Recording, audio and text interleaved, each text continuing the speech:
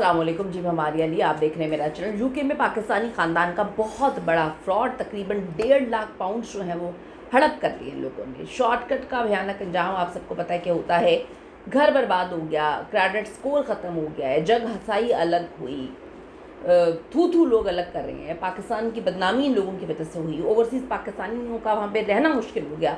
ये गलती जी बिल्कुल भी ना करें, वरना ज़िंदगी भर आपको भी पछताना पड़ेगा कि आप भी यूके में ये गलती कर रहे हैं तो आपके लिए बहुत ख़तरनाक है। वीडियो आखिर तक ज़रूर देखिएगा क्योंकि ये वीडियो आप लोगों के लिए बहुत ज़रूरी है। और रिक्वेस्ट है चैनल को सब्सक्राइब करें, आपकी सपोर्ट की हमें बहुत ज़्यादा ज़रूरत है।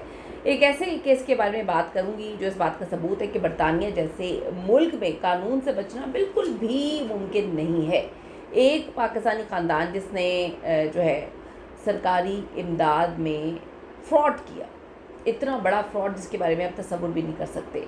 आप सबको पता है कि कुछ साल पहले कोविड की वजह से पूरी दुनिया परेशान थी, तो बरतानवी हुकूमत ने छोटे कारोबारों को सहारा देने के लिए इमदादी पैकेज का ऐलान किया था। इसी दौरान काशिफ रशीद और उसके ख़ानदान के कुछ अफराद ने इंतहाई चालाकी के साथ एक मनसूबाबंदी की।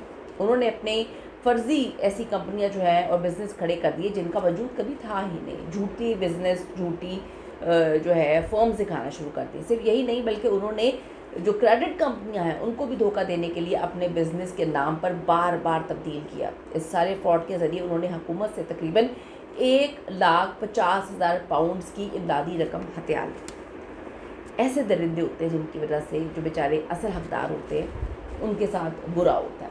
खैर, शुरू में हंगामी सूरत हाल के पेश नज़र हुकूमत ने इब्तदाई जांच पड़ताल के बाद जो है वो इमदाद वगैरह जारी करती थी क्योंकि बड़े पैनिक सिचुएशन थी उस वक्त।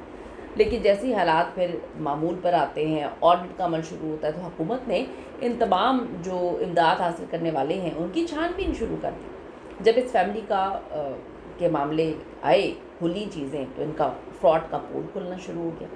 इनको लग रहा था कि शायद दुनिया उस वक्त तबाह हो जाएगी, ये जितना मर्जी फ्रॉड करेंगे ये पकड़े नहीं जाएंगे, लेकिन ऐसा नहीं है।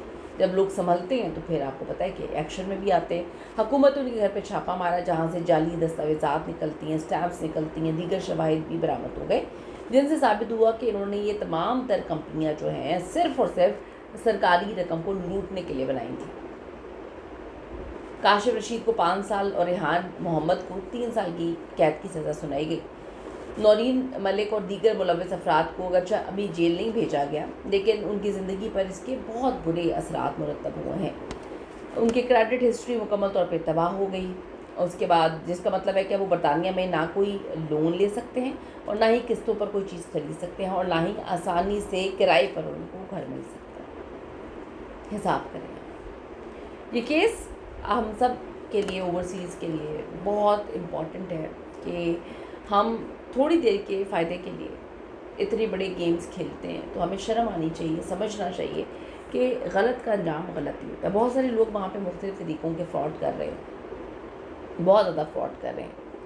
तो छोटी छोटी चीज़ में फ्रॉड करें, छोटे फ्रॉड से या बड़े फ्रॉड तक पहुँचते हैं तो मत करें, क्योंकि कहीं ना कहीं पकड़ होनी है।